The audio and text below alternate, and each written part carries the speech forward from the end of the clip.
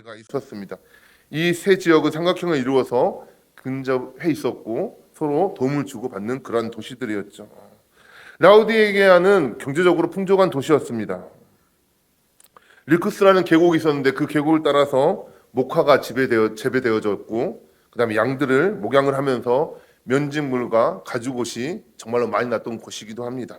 그리고 또 치료의 신을 알려진 멘카루의 신전이 있었고 그 옆에는 의학 대학이 있었습니다. 그래서 많은 의사들을 배출했고 특별히 여기에는 유명한 약들이 있었는데 무엇인가 하면 귀병을 잘 낫게 하는 약들이 있었고 그리고 눈을 잘 낫게 하는 안약이 연고가 유명했던 곳이기도 합니다.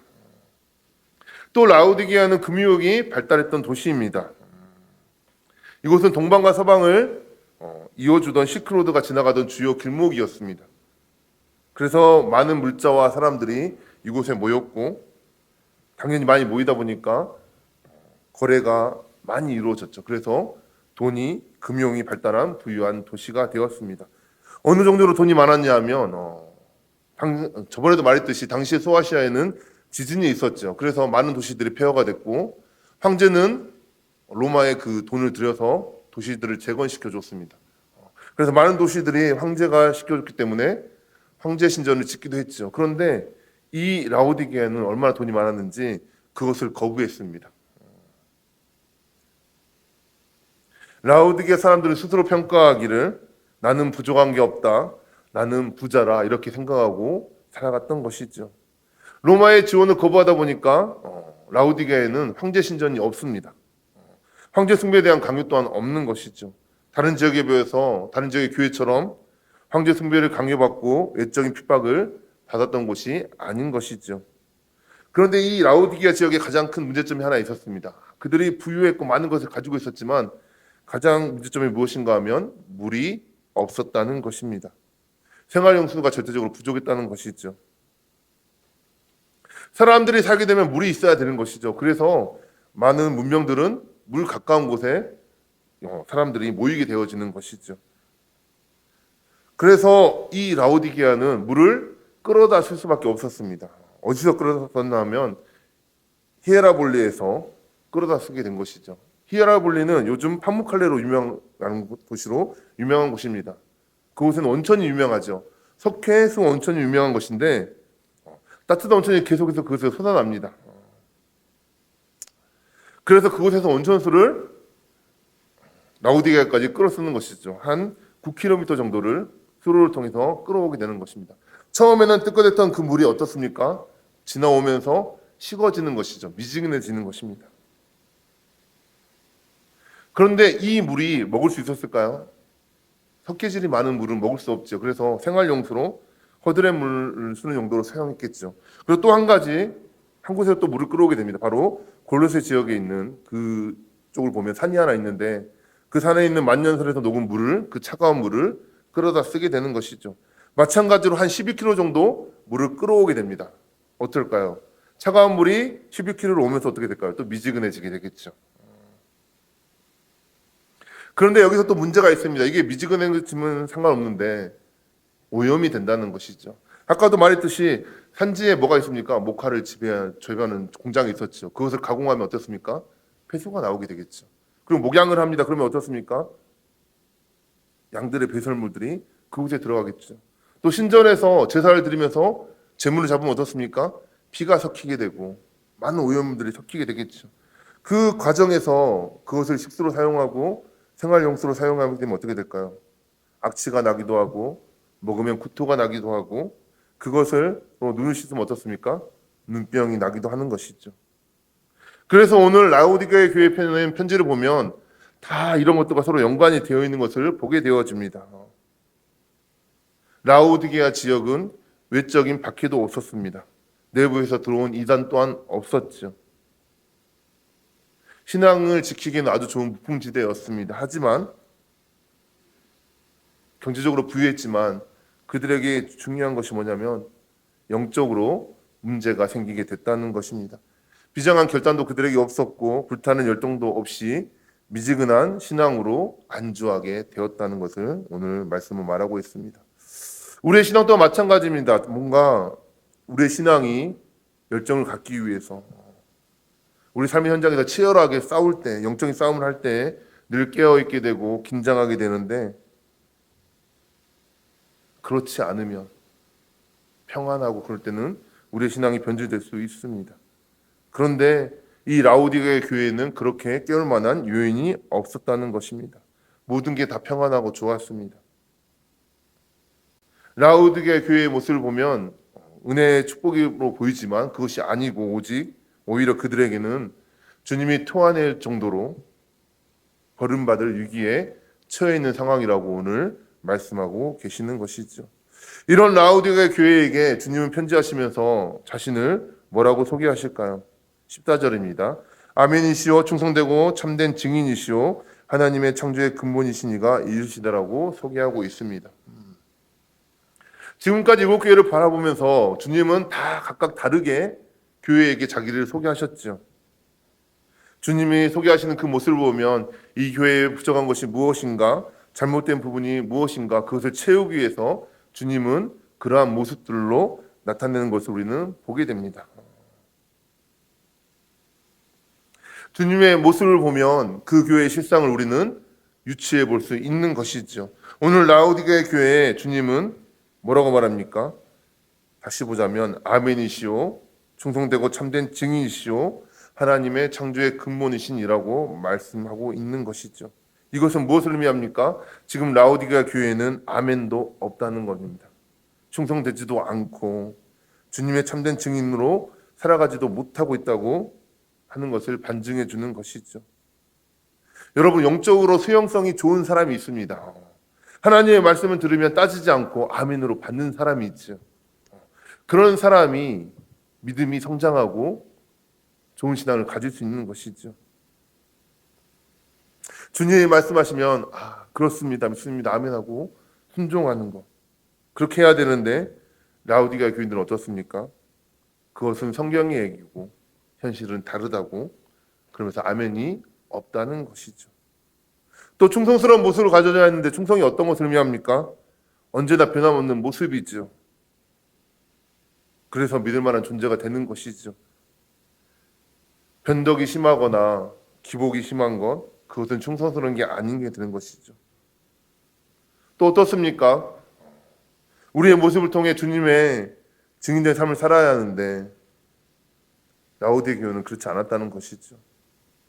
내가 예수님을 믿어서 좋은 게 있고 감동이 있고 감격이 되면 어떻습니까? 뭐라 하지 않아도 다른 사람들에게 예수님을 믿어보라고 그렇게 증인된 삶을 살 수 있을 겁니다. 그런데 그러한 것이 없기 때문에 증인된 삶을 살아가지 않는다고 말하고 있는 것이죠. 뿐만 아니라 우리 주님이 또 뭐라고 말하십니까? 주님은 하나님의 창조의 근본이 되신다고 말씀하고 계시죠. 이게 사실 가장 심각한 문제입니다. 창조의 근본이시다. 이 말은 뭘까요? 지금 라오디게아 교회는 창조하듯이 완전히 뜯어 고칠 필요가 있다는 것이죠. 부분만 고치는 것이 아니라 아예 다 창조하듯이 재창조하듯이 모든 것을 해체시키고 완전히 허물고 재창조의 수준으로 새롭게 교회를 만들어야 교회다워질 수 있다고 우리 주님께서 말씀해 주시는 것입니다. 그래서 바로 창조의 근본이신 분이다라고 오늘 주님은 표현하고 있는 것입니다. 그렇다면 왜 주님은 이러한 표현을 하셨을까요? 라오디게아 교회가 받은 책망을 보면 우리는 알 수 있습니다. 차지도 아니하고 뜨겁지도 아니하다고 그랬습니다. 요한계시록에 보면 예수님께서 자주 하신 말씀이 있습니다. 각 교회들을 향해서 하신 말씀인데 그것이 무엇인가 하면 행위를 강조하십니다. 우리는 성경을 읽다 보면 우리는 그렇게 말하죠. 믿음이 중요하다고 말하죠. 그런데 주님은 오늘 교회들을 바라보시면서 행위에 대해서 강조를 하고 계시죠. 에베소 교회들을 향하여서는 뭐라고 말합니까? 주님이 주는 메시지가 처음 행위를 가지라는 것이었죠. 처음 사랑을 버렸는데 처음 행위를 가지라고 말했습니다. 또 두아디라 교회를 향해서는 뭐라고 말씀하셨습니까? 내 나중 행위가 처음 것보다 많다라고 말했죠. 남보다 성장하는 모습, 나중 행위에 변화된 모습, 이걸 칭찬하셨죠. 사대교회를 향해서 책망할 때도 뭐라 말씀하십니까? 내가 내 행위를 아노니 하나님 앞에 내 행위에 온전한 것을 찾지 못하였느니라고 말씀하셨습니다. 즉 행위를 보신다고 말씀하셨죠. 빌라델비아 교회를 향하여서는 내가 내 행위를 아노니 내가 작은 능력을 가지고서도 내 말을 지키며 내 이름을 배반하지 아니하였더라고 말씀하셨습니다. 또 오늘 보십시오. 라우디게아 교회에서도 내가 내 행위를 아노니 내가 차지도 아니하고 뜨겁지도 아니하도다라고 말씀하셨죠. 주님은 우리의 행위에 관심을 가지고 계십니다. 우리의 믿음이 행위로 어떻게 드러나는 것을 지켜보고 계신다는 것을 보여주는 것이죠. 신앙은 관념이나 생각이 아닙니다. 우리의 현실의 삶의 현장에서 우리의 행위로 증명되어지는 것입니다. 실제적으로 드러나야 되는 것인 것이죠. 오늘날 성도들의 모습을 보면 믿는 것도 아니고 안 믿는 것도 아닙니다. 신앙인도 아니고 안 신앙인도 아니죠. 마치 그냥 미지근하게 살아가는 모습을 많이 보게 되는 것이 오늘 우리를 향해서 이 라우디게아 교회를 향해서 말씀하시면서 책망하시는 것은 아닌지 다시 한번 돌아보게 됩니다. 주님이 우리에게 분명 요구하시는 것이 있습니다. 그것이 무엇인가 하면 분명하고 확실한 희생과 헌신이 있는 신앙으로 살아가야 한다는 것이죠. 교회와 세상 사이에서 두 발을 걸쳐놓고 이쪽으로 발 뒤졌다가 저쪽으로 발 뒤졌다가 걸치면서 왔다 갔다 하는 신앙은 아니라는 것을 말씀해 주고 있습니다. 그런데 라우디게아 교회는 어떻습니까? 미지근한 미온적인 태도를 가지고 살아갔다는 것이죠. 신앙의 회색지대입니다. 여러분, 검은색이 있고 흰색이 있으면 검고 해야지 회색이 있을 수 있습니까? 신앙에는 회색이 있을 수 없는 것이죠. 이러한 회색지대에 머물러 있는 미온적인 신앙으로는 영적인 시험에서 이겨낼 수 없습니다. 크고 작은 시험에도 넘어질 수밖에 없고 온전한 믿음을 지킬 수 없는 것이죠. 책망만 받는 교회들의 특징이 무엇인지 아십니까? 신앙의 도전과 문제가 사라지고 그들 가운데 평화만 남아있을 때 그들은 책망을 받게 되었다는 것이죠. 영적인 긴장감도 사라집니다. 세상 하나님 사이 양다리를 걸치고 살아갑니다. 형식적으로는 신앙여행을 잘 갖추고 있는 것처럼 보이지만 우리의 삶과 우리의 마음은 세상에서 돌아오지 못하고 있는 것을 보게 되는 것이죠. 라우디게아 교회도 아마 그랬을 것입니다. 주일이 되면 다 나와서 예배를 드리고 친교도 하고 뭐 다 하지만 전혀 세상에서는 주님의 자녀로서 그리스도인답게 살아가지 못했을 것입니다. 예배를 드려도 간격이 없습니다. 성령의 교통하심을 느끼지 못합니다. 교인으로서 직분자로서 의미는 이행할지 모르지만 열정도 간격도 헌신도 희생도 없는 껍데기뿐인 신앙으로만 살아가는 그들이었죠. 그런 그들에게 주님이 오늘 말씀하십니다. 보다 못해서 토해버릴 정도로 책망을 해주시는 것이죠. 더 이상 받을 수 없다고 말씀하시는 것이죠. 그렇다면 왜 주님이 이렇게 토해낼 정도로 책망을 하신 걸까요? 라우디게아 교회에 보낸 진단과 처방을 보면 알 수 있습니다. 17절 함께 읽어보도록 하겠습니다. 함께 읽겠습니다. 시작. 내가 말하기를 나는 부자라 부요하여 부족한 것이 없다 하나 내 공고한 것과 내 가련한 것과 가난한 것과 눈먼 것과 벌거벗은 것을 알지 못하는 도다. 아멘. 여기 보면 두 가지 입장이 나오죠. 먼저 라우디게아 교인들이 말합니다. 내가 말합니다. 그리고 주님께서 하신 말씀이 있죠. 내 공고한 것도가 주님께서 말하는 것이죠. 라우디게아 교인들은 돌팔이처럼 자기 진단을 합니다. 자가 진단하면서 뭐라 합니까? 나는 부유하다고, 나는 부자라고, 나는 부족한 것이 없다고 그들은 자기의 진단을 내리게 되죠. 그런데 주님의 진단은 어떻습니까? 너는 부자라고 하지만 너는 곤고하고 가련하고 가난하고 눈이 멀고 벌거벗은 것을 알지 못하는 자라고 말씀하고 계시는 것입니다. 착각하고 있다는 것이죠. 실상은 공고하고 가련하고 가난하고 눈멀고 벌거벗었는데 그들은 자신의 경제적인 부만을 가지고 영적인 가난함을 몰랐다는 것을 말씀해주고 있습니다. 세상에 이런 사람들 얼마나 많이 있습니까? 돈 좀 있다고 해서 인격이 뛰어난 줄 알고 막 하는 사람들이 있죠. 조금 성공했다고 영적으로도 성공한 줄 알고 교만한 사람들이 있습니다.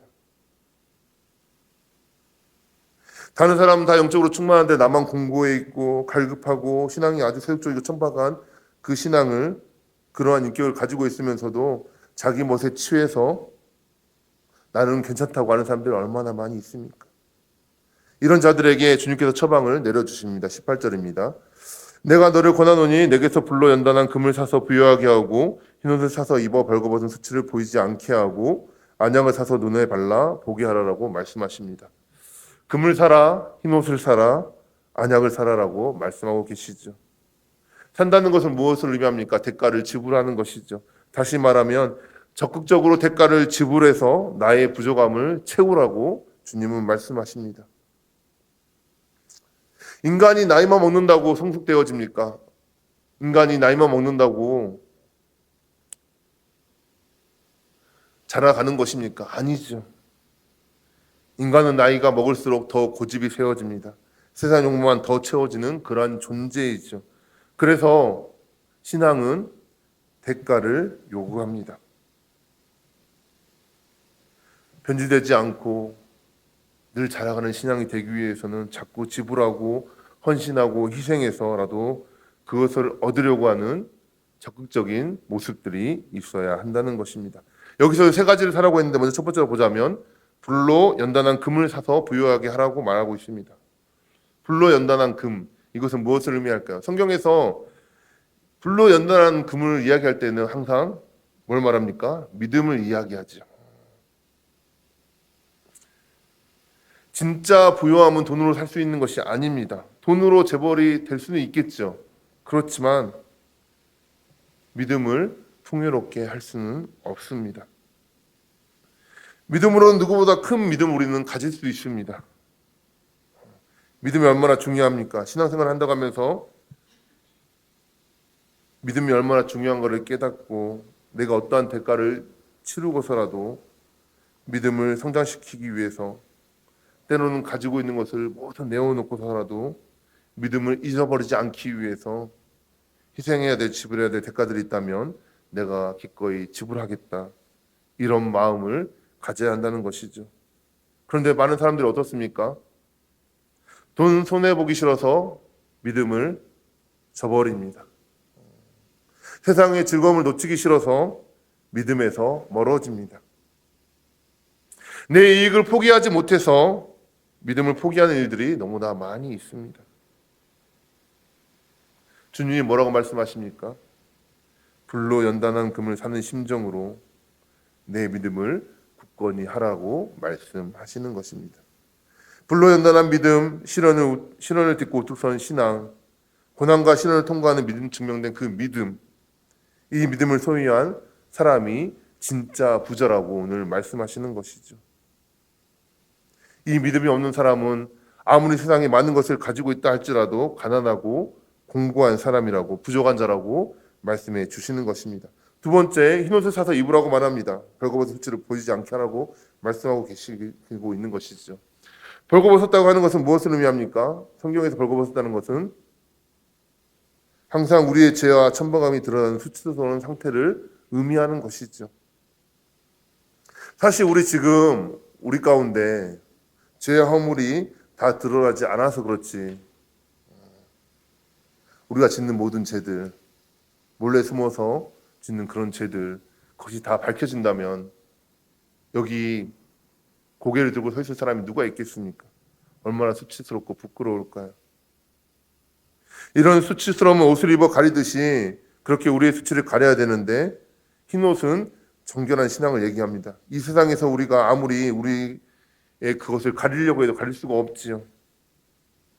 마치 아담과 하와가 하나님의 말씀에 불순종하고 죄를 지었을 때 나뭇잎으로 그들의 몸을 가리려고 했지만, 잠깐은 가렸지만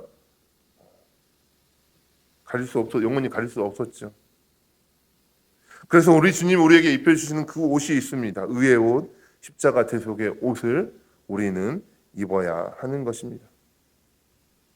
우리는 그것이 없으면 살 수 없는 자입니다.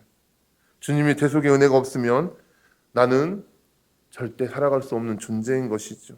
그렇게 고백하면서 주님의 은혜를 붙잡는 신앙을 가져야 하는 것입니다. 세 번째로 또 무엇입니까? 안약을 사서 눈에 발라 보게 하라고 그랬습니다. 안약을 사서 바르라는 것은 무엇을 의미합니까? 실체를 제대로 구별하지 못한다는 것을 의미하는 것이죠. 참 공교롭게도 이 설교를 준비하면서 지난주에 제가 눈이 좀 아팠습니다. 원래 이렇게 한절기가 되면 눈이 건조하고 충혈이 되어서 눈이 빨개지는데 지난주에는 왼쪽 눈에 다래끼가 났어요.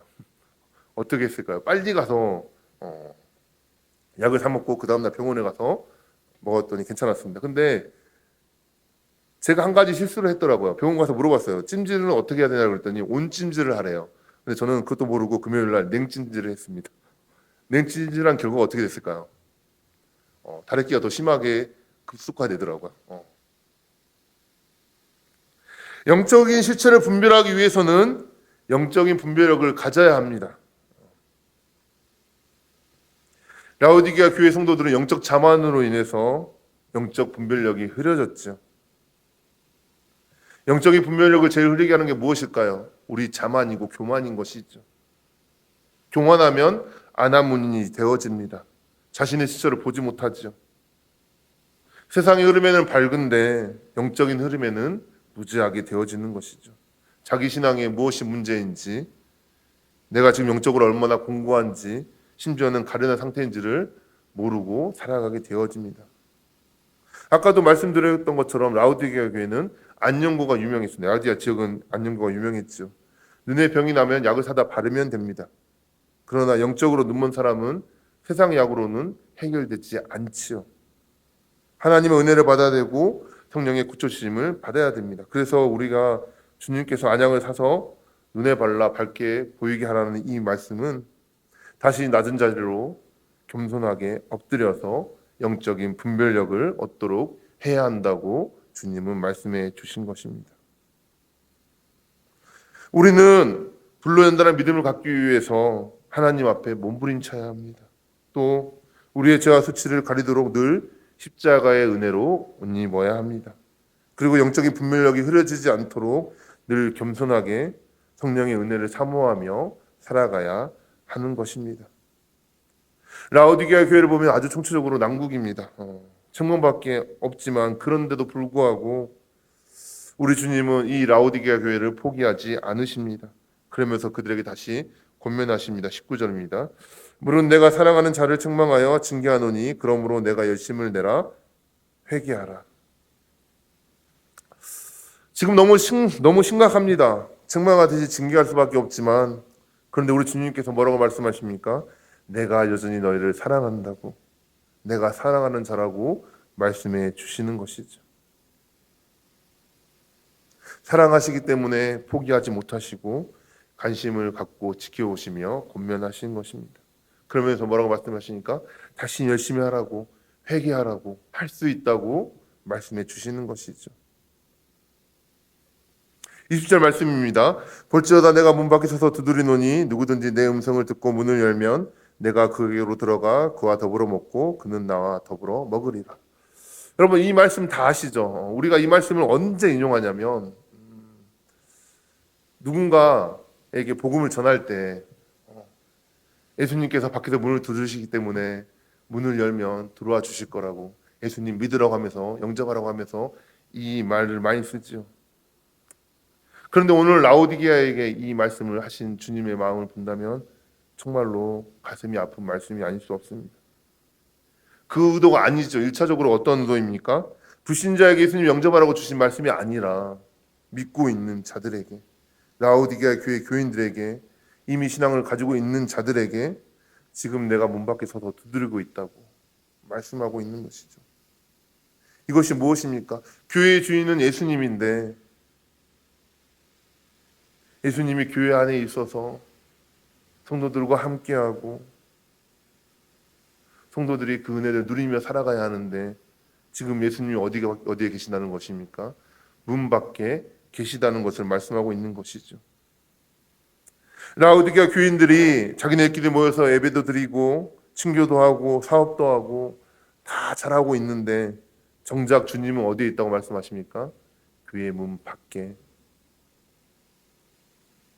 교회 공동체 함께하지 못하고 문 밖에 쫓겨나 계시다고 말씀하고 있는 것이죠.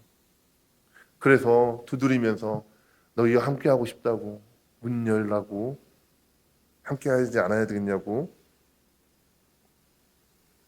그래서 내가 다시 들어가서 너희와 함께 더불어 먹고 너희도 나와 함께 먹어야 되지 않겠냐고 이렇게 말씀해 주시는 것이죠.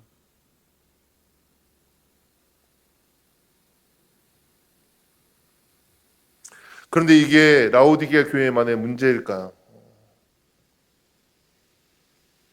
저는 그게 라오디게아 교회만의 문제가 아니라고 생각합니다. 어쩌면 그 모습이 우리의 모습일 수도 있습니다. 어쩌면 이 한국 교회가 그러한 모습일 수도 있습니다.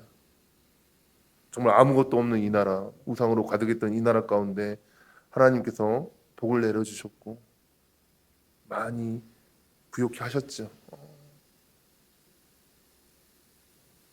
전 세계에서 볼 수 없는 부흥을 허락해 주셨고 많은 교회들과 많은 재정들과 많은 기독교인들이 땅 가운데 허락해 주셨죠. 그런데 어떻습니까? 우리끼리 예배를 드리고 있지만 우리 안에 정말로 주님이 있는지, 주님이 문 밖에 서서 두드리시면서 내가 들어가겠다고 외치시고는 있지는 않는지 다시 한번 우리가 고민해 볼 필요가 있는 것입니다. 마지막으로 그러면 이기는 자에게 주시는 것은 무엇입니까? 21절입니다. 이기는 그에게는 내가 내 보좌와 함께 앉게 하여 주기를 내가 이기고 아버지 보좌에 함께 앉은 것 같이 하리라라고 말씀하십니다. 주님은 아버지의 뜻을 순종하셔서 이 땅 가운데 오셨습니다. 그래서 십자가에서 죽으시고 그 순종을 통해서 하나님은 그 아들을 지극히 높여 주셨습니다. 하나님 우편에 앉게 하셨죠. 마찬가지로 지금 라오디게아 교회에게 뭐라고 말씀하십니까? 이기는 자에게는 너희가 지금 뜨뜻하고 미지근한 신앙으로 살아가고 있지만 회개하고 다시 열심을 갖고 이기게 되면, 주님께 돌아오게 되면 주님이 하나님 옆에 앉아 계신 것처럼 너희 또한 주님 옆에 앉게 해주겠다고 약속하고 계시는 것이죠.